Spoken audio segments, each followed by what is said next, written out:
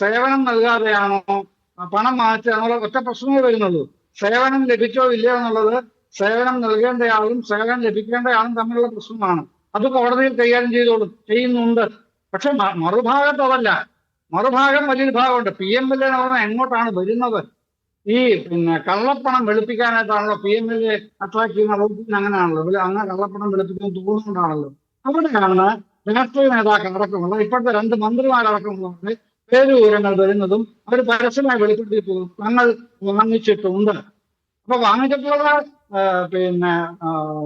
Through ബാങ്കല്ല, through ക്യാഷാണ് വാങ്ങിച്ചിട്ടുള്ളത്.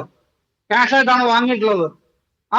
എത്ര cash വാങ്ങി, എന്തിനാണ് വാങ്ങിയത്, എന്നാണ് വാങ്ങിയത്, ഇത്തരം കാര്യങ്ങളൊക്കെ ഇനി വരണം. അതിനുള്ളൊരു വല കൂടെ വീശിയിട്ടുണ്ട്. ഞാൻ ചോദിച്ച ചോദ്യം ഇതിന്റെ ഈ കേസിന്റെ സാങ്കേതിക പ്രശ്നമല്ല. ഇതിലിപ്പോ വീണ വിജയൻ കുറ്റക്കാരിയോ ആണോ അല്ലയോ എന്നുള്ളതല്ല എൻ്റെ തർക്കം. എൻ്റെ തർക്കം ഇതാണ്: പിണറായി വിജയനെ ED ചോദ്യം ചെയ്തിട്ടില്ല. പിണറായി വിജയനെ അല്ല EDയുടെ ലക്ഷ്യം എങ്കിൽ CPM ആർക്ക് വേണ്ടിയാണ് പ്രൊട്ടസ്റ്റ് ചെയ്യുന്നത്? അത് വ്യക്തമല്ല. ഞാനതല്ലേ പറഞ്ഞു വന്നു. അപ്പോഴല്ലേ താങ്കളുടെ ഉപചോദ്യം ഉണ്ടായത്.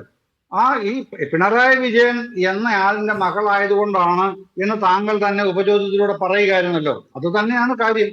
ആ പ്രശ്നം ഉണ്ടായപ്പോഴാണ് ഇവിടെ പിണറായി വിജയൻ താമസിക്കുന്ന വീട്ടിൽ, പിണറായി വിജയന്റെ ധർമ്മടത്തെ വീട്ടിൽ, അവിടെ വീണ താമസിക്കുന്നില്ല, വീണയുടെ ഭർത്താവും താമസിക്കുന്നില്ല. കോഴിക്കോട് വീണയുടെ ഭർത്താവിന്റെ വീടാണ് കോട്ടൂളിയിലുള്ളത്. അവിടെ അവരുടെ അച്ഛനും അമ്മയാണ് താമസിക്കുന്നത്. ഇവിടെ പിണറായി വിജയനും ഭാര്യയും ഒപ്പം വീണയും ഉണ്ട്.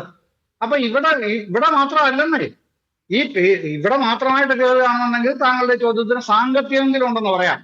ഇവിടെ മാത്രമല്ല, പർപ്പസ്ലി ആസൂത്രിതമായി തീരുമാനിച്ച് പിണറായി വിജയൻ എന്ന വ്യക്തിയെ ഐഡന്റിഫൈ ചെയ്യാവുന്ന വാസസ്ഥലങ്ങളിൽ, അത്തരം വാസസ്ഥലങ്ങളിൽ തന്നെയാണ് കേന്ദ്രീകരിച്ച് കയറിയത്. അത് തന്നെയാണ് പാർട്ടി അതിനകത്ത് പിന്നാലെ വരാനുള്ള കാര്യവും അത് തന്നെയാണ്. ഈ പിണറായി വിജയൻ മുഖ്യമന്ത്രി ആയതിനു ശേഷം ഈ വീണ തൈക്കണ്ടി എവിടെയാ താമസിക്കുന്നത് സ്ഥിരമായി?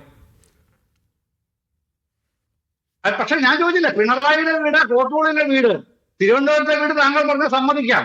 പക്ഷെ ബാക്കി സ്ഥലങ്ങളിൽ എന്താണ് ഇത് വരുന്നത്? അതിനെന്താണ് മറുപടി? അല്ല, അങ്ങനെയാണെങ്കിൽ ഈ പിണറായിയാണ് ലക്ഷ്യമെങ്കിൽ പിണറായിയുടെ ഒരു ക്വസ്റ്റ്യനെങ്കിലും ചോദിക്കില്ലേ ED?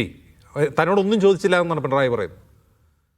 ഇല്ല, ഇത് ചോദ്യങ്ങൾ ചോദിക്കാൻ വേണ്ടിയിട്ടല്ലല്ലോ, നാറ്റിക്കാൻ വേണ്ടിയിട്ടില്ല. ഇത് ആർക്കും അറിയാൻ വയ്യാത്തത്. ഓക്കെ ജയേന്ദ്രൻ, അങ്ങനെയാണെങ്കിൽ ഇതേ നീതി, ഇതേ വാദം ബിനീഷ് കോടിയേരി ബാലകൃഷ്ണനും ബിനീഷ് കോടിയേരിക്കും ലഭിക്കാതിരുന്നത് എന്തുകൊണ്ടാണ്? സമാനമായ കേസിൽ, സമാനമല അത് കുറച്ചുകൂടി ഗുരുതരമായ കേസാണ്.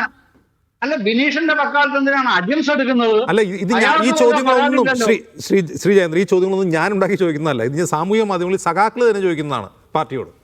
അത് ബിനീഷ് ചോദിക്കട്ടെ, അങ്ങനെ സമാനം പറയാം. ശരി, അല്ലാതെ ആരോടും മറുപടി പറയേണ്ട ബാധ്യതയില്ല. ശരി.